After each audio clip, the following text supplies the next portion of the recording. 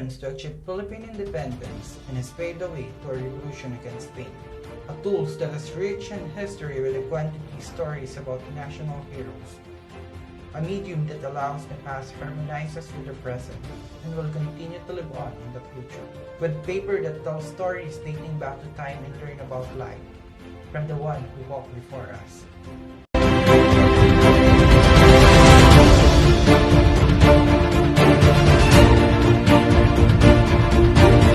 A literature that gathers a better understanding of culture and learned through the ways history is recorded. This is the power that literatures have, ability to spark a meaning, reform a nation, and create movements while being completely eternal.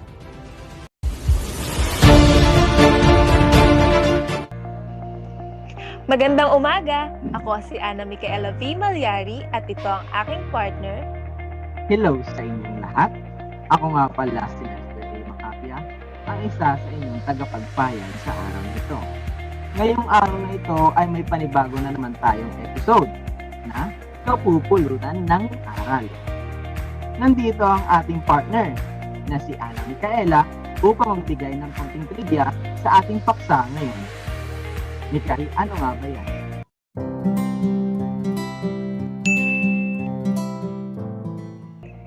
Did you know that the first American flag only displayed 13 stripes as well as 13 stars that were arranged in a circle? The stars and stripes represented the colonies that declared independence from Great Britain. Today, the American flag displays 50 stars that represent 50 states of the United States. Maraming salamat, Ana Micaela. Ngayon, may idea na ba kayo sa ating paksa ngayon? Upang mas maintindihan pa natin, tumungo na tayo sa una nating tagapagpayan. Mikay, ipakilala mo na yan. Siyempre, ang unang maghahayag sa atin ay patungkol sa the U.S. Colonialism na pangungunahan ni Mr. Garciano. Philippine literature in English as a direct result of American colonization of the country could not escape being imitative of American models of writing, especially during its period of apprenticeship. Hi, this is Elgin Bote Garciano, and today we're gonna talk about the Philippine literature under U.S. colonization. So let's have a quick glance.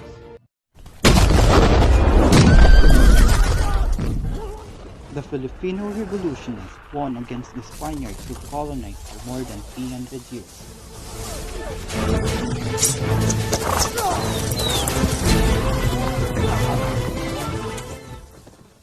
April 1898 marked the second phase of the Philippine Revolution. After a U.S. Navy warship exploded and sunk in Havana Harbor, the Americans declared a war against Spain known as the Spanish-American War.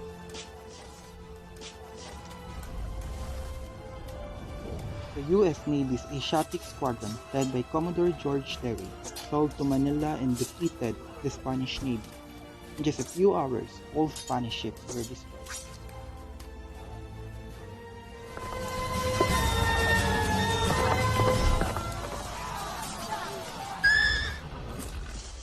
And on June 12, 1898, Aguinaldo declared the country's independence and was elected as the first president of the Philippine Republic.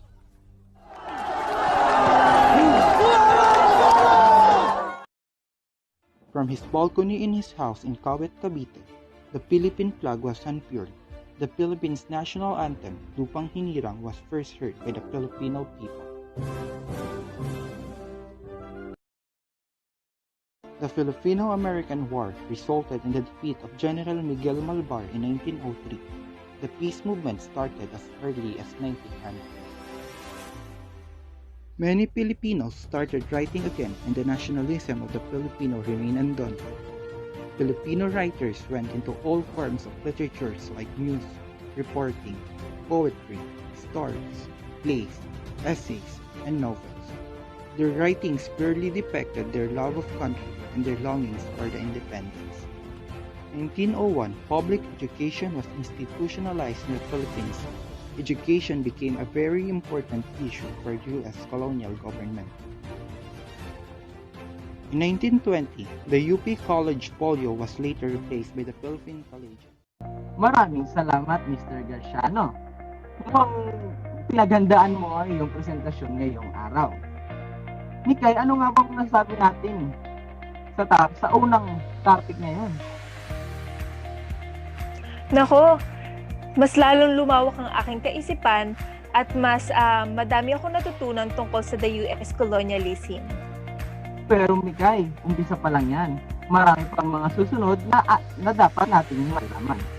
Sino nga ba ang susunod na tagapagpahayag? Ito naman ay patungkol sa 3 frames of Philippine literature in English at ang maghahayag sa atin ay si Miss Gauma.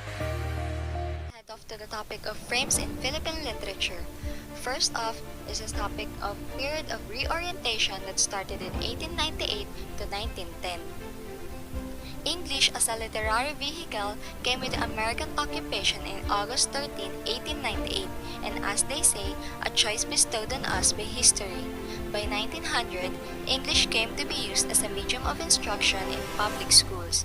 From the American forces were recruited the first teachers of English. By 1908, the primary and intermediate grades were using English. It was also about this time when University of the Philippines, the forerunner in the use of English in higher education, was founded. Writers of this period were still adjusting to the newfound freedom after paralyzing effect of repression of thought and speech under the Spanish regime. They were adjusting the idea of democracy to the new phraseology of English language and to the standards of English literary style. First attempts in English were in periodicals of this time.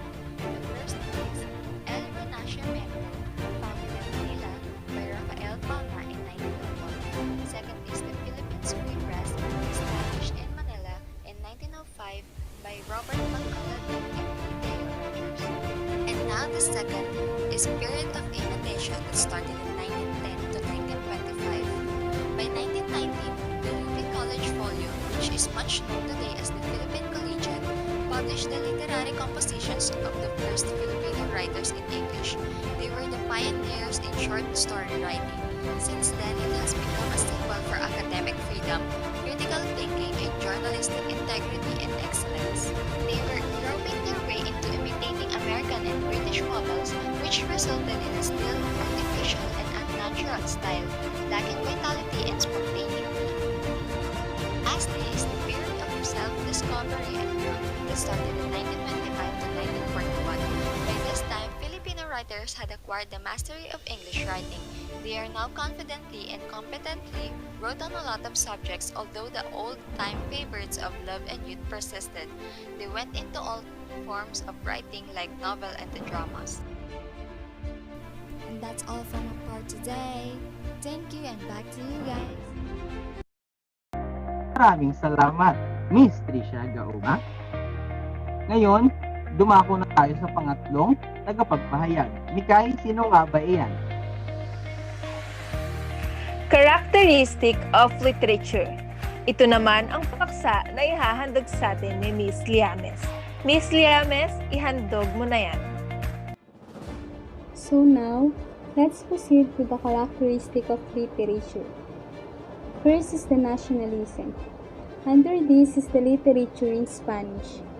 The inspiration of our Filipino writers in Spanish was Rizal. Not only because of being a national leader, but also to his writing, No Limitang Hire and El Filibusterismo. For example, the literature of Cecilia Apostol, entitled A Rizal or Kay Rizal, that was dedicated to the life of Rizal as he fought for our country. Second is the freedom of speech.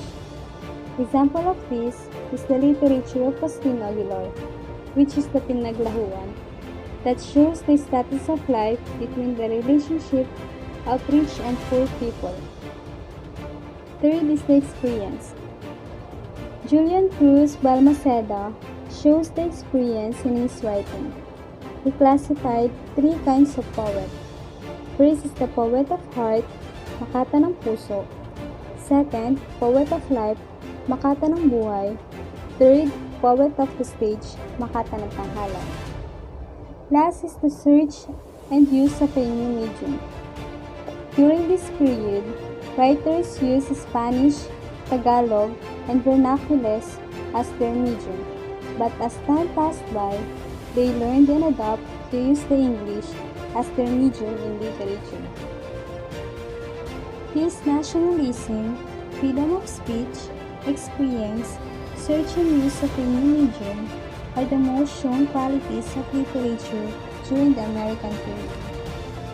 Maraming salamat, Miss Rosa Llames. Ngayon, may idea na kayo sa kung anong characteristics of literature ang naisulat ng ating mga writers sa panahon ng US colonialism. Ngayon, tatalakayin naman natin ang mga uri ng writers. 3 types of writers of US colonialism. Mikay, umpisahan na natin iyan. Ang susunod naman na maghahayag sa atin ay sina Mr. Lopez at Mr. Litangan. Upang mas makilala natin ang mga manunulat noong US colonialism, ihandog yun na yan.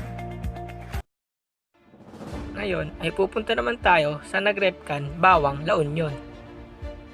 Dito ay pinanganak si Manuel Arguila noong June 17, 1911. Si Manuel ay kilala sa kanyang short story na pinamagatang How My Brother Leon Brought Home a Wife. Siya ay nag-aral sa University of the Philippines at siya ay sumali sa UP Writers Club at kalaunan ay naging presidente ng UP Literary Apprentice.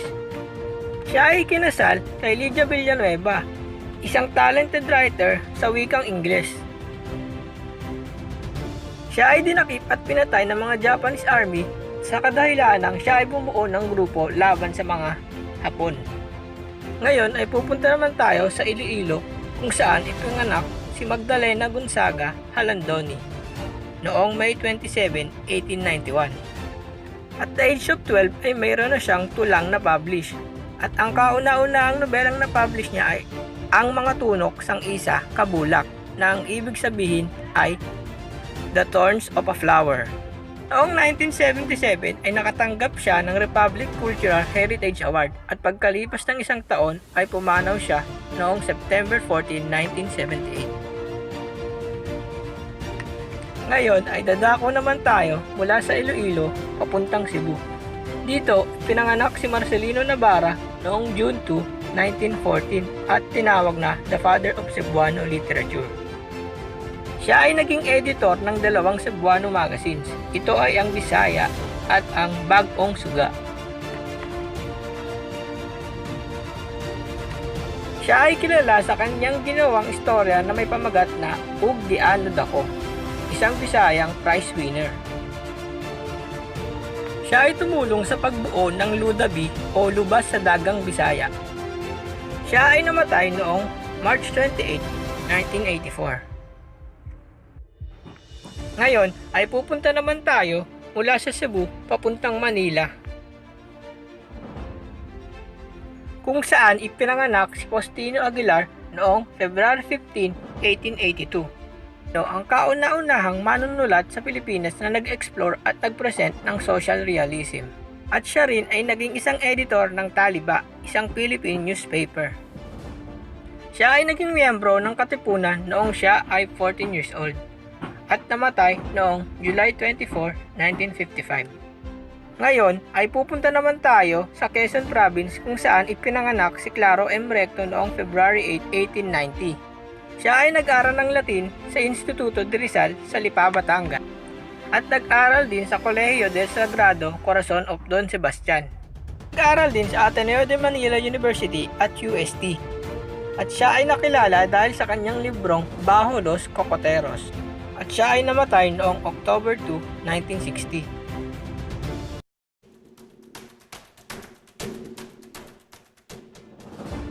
Sa Santa Cruz, Manila, matatagpuan ang sikat na manananggol na si Cecilio Apostol.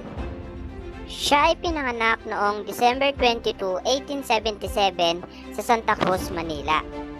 Paglipas ng panahon, nag-aral siya sa Ateneo de Manila upang kuhain ang kursong Bachelor of Arts. Kalaunan, nag-aral naman siya sa UST at doon niya kinuha ang kursong Law. Pagtapos niya sa kanyang pag-aaral, nagtrabaho siya bilang journalist sa Revolutionary Newspaper Independence. Hindi nagtagal, sumali siya sa Nationalist Party at naging member ng Philippine Academy noong 1924 hanggang sa kanyang pagpanaw. Nakilala siya sa kanyang isinulat na tula na pinamagatang Al Hero Nacional or sa Ingles, To the National Hero. Sunod ay si Aurelio Tolentino. Siya ay isang kapangpangang revolusyonaryo na ipinanganak noong October 13, 1867. Siya ay kasapi ng katipunan na kung saan pinamumunuan ng isang magiting na mandirigma na si Gat Andres Bonifacio. Isinulat niya ang nobelang Kahapon, Ngayon at Bukas, larawan ng inang bayan na naging sanhi ng kanyang pagkakulong. Ang ikatlo ay si Mena Bexon Crisoslogo. Siya ay isang manunulat, politician na ipinanganak noong November 11, 1844. Nakapagtapos siya sa UST na may kursong canon law at practice law naman sa vegan. Dahil sa kanyang mahusay na pagsusulat ng sarsuela, nakilala ang Ilocano art at literature. At dahil doon, nakilala siya bilang isang great Ilocanso. Ang ikaapat ay isang cleric director, proofreader, at isang newspaper reporter. Siya ay si Wilfredo Guerrero. Pinanganak siya noong January 22, 1911 sa Ermita, Manila. Siya ay nag-aral sa Ateneo de Manila. Sa edad ng 14 na taong gulang, naisulat niya ang kanyang pinakaunang play na pinamagatang No Todo es Risa. Siya ang pinakaunang Pilipino na nagkaroon ng pangalan sa theater. Ito ang the Wilfredo Guerrero Theater of the University of the Philippines. Dahil sa kanyang kausayan, tinangal siya bilang National Artist for Theater. Ang ikalima ay si Deogracias A. Rosario. Pinanganak noong October 17, 1844 sa Tondo, Manila. Kilala siya bilang Father of Tagalog Short Stories. Dahil sa kanyang kausayan sa pagsusulat, tinangal siya bilang isa sa pinakamagaling na manunulat ng maikling kwento. Isa sa kanyang akda ay pinamagatang Kung Ipagbiganti ang Puso. Maraming salamat sa inyong pakikinig.